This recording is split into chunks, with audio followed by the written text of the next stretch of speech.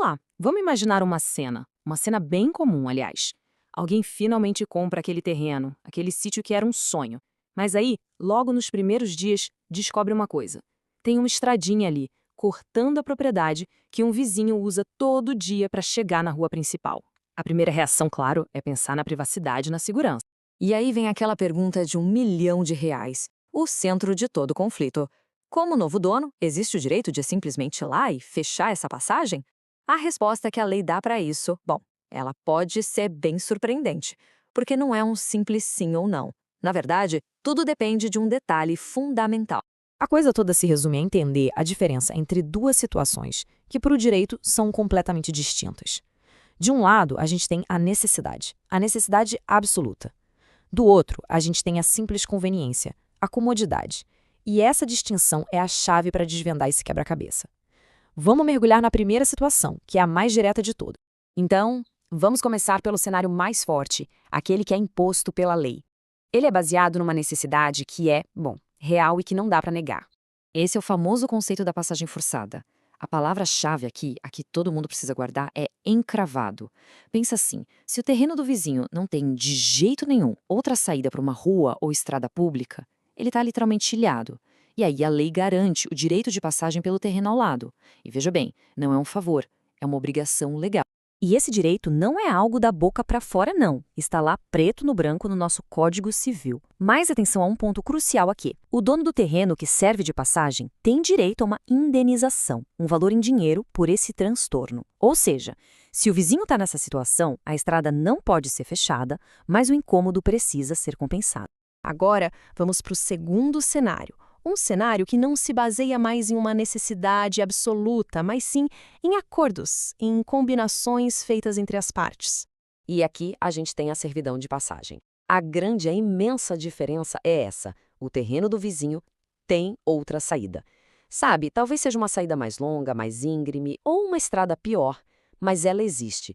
Usar o atalho pela outra propriedade é puramente uma questão de comodidade. A natureza da servidão é completamente diferente. Ela nasce de um contrato, de um acordo voluntário entre os donos. O ideal mundo perfeito é que esse acordo esteja formalizado lá na matrícula do imóvel, para ficar tudo oficial.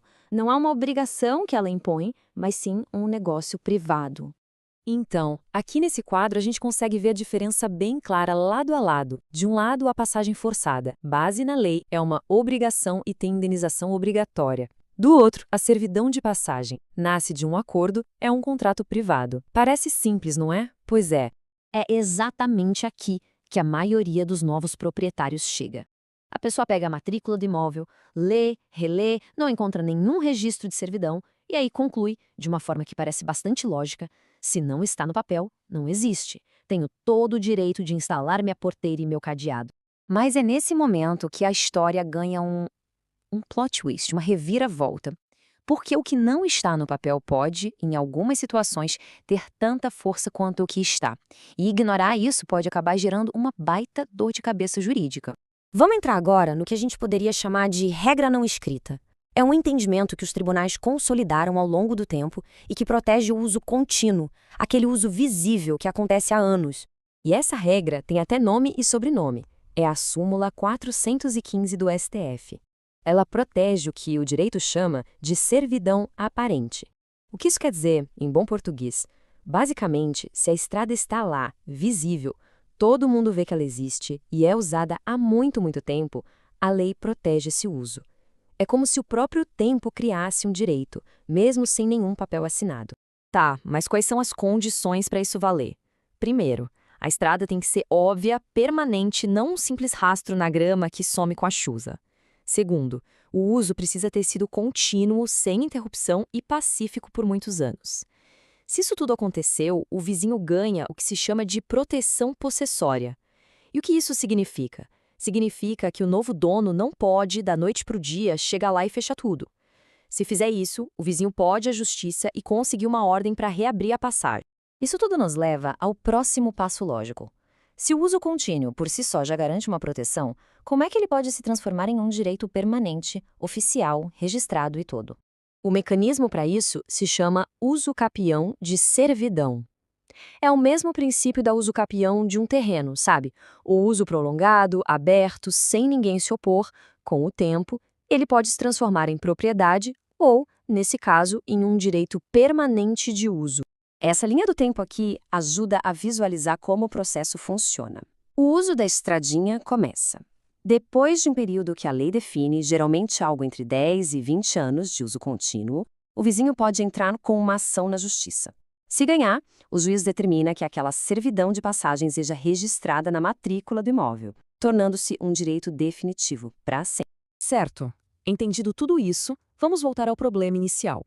Com toda essa complexidade, o que um proprietário de um imóvel deve fazer antes de tomar qualquer atitude mais drástica, como instalar uma porteira?